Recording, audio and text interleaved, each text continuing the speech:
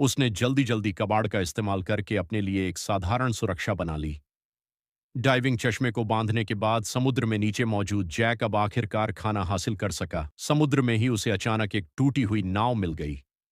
जल्दबाजी में उसने उस नाव को समुद्र से बाहर निकाल लिया। डेनिस और मनु उसे कंधे पर ले जाकर मदद करना चाहते थे, लेकिन जैक ने दोनों की इस भलाई को ठुकरा दिया। मजबूर होकर वे जैक को अकेला ही समुद्र तट पर उस टूटी नाव के साथ छोड़कर चले गए। हालांकि डेनिस अभी भी सदमे में था, लेकिन जब उसने जैक का ठंडा और उदासीन रवैया देखा तो वह पूरी तरह निराश हो गया और एक फैसला लिया। फिर मनु ने मौका पाकर खुद को अलग कर लिया। डेनिस ने नाव ले जाने का प्रस्ताव रखा और मनु की सहमति के बाद दोनों ने चुपके से जैक पर नजर रखना शुरू कर दिया। अगली सुबह मनु ने देखा कि जैक ने न केवल नाव को ठीक कर लिया था, बल्कि मछली पकड़ने का इंतजाम भी कर लिया था। यह देखकर उसने डेनिस को जगाया और तुरंत कार्रवाई करने को कहा। उधर समुद्र में तैर रहे जैक को देखकर दोनों ने जल्दबाजी में कदम उठाया, लेकिन अचानक वे दोनों समुद्र में गिर पड़े। उन्हें यह बिल्कुल भी उम्मीद नहीं थी कि यह सब जैक की चाल थी। जैक ने खुद को अच्छी तरह तैयार कर रखा था और वह जानबूझकर दोनों को बेवकूफ बना रहा था। असल में गांव अभी समुद्र के तल तक नहीं पहुंचा था। एक दिन के संघर्ष के बाद वह फिर से निराशा और गुस्से में द्वीप पर लौट आया। उसे उम्मीद नहीं थी कि जैक उसे बेवजह मारने की कोशिश करेगा। जैक को न तो कोई सहानुभूति थी, बल्कि उसने हथियार उठाकर पूछा कि उसकी मां कहां है।